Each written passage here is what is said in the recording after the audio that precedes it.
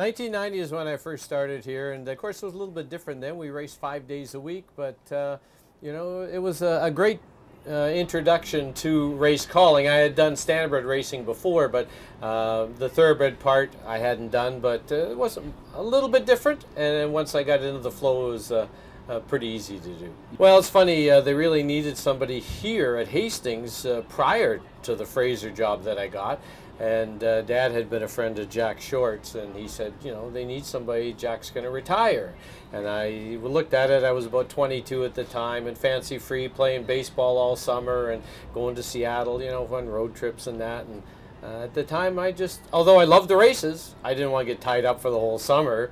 I passed on that, and then a few years later, something came up at Cloverdale Raceway, or Fraser Downs, which is now turned into Elements, and I went there and started just doing 1 day a week, which was Saturdays, and it evolved into full-time, but full-time part-time. It was just like I had a full-time day job, and this was my night job.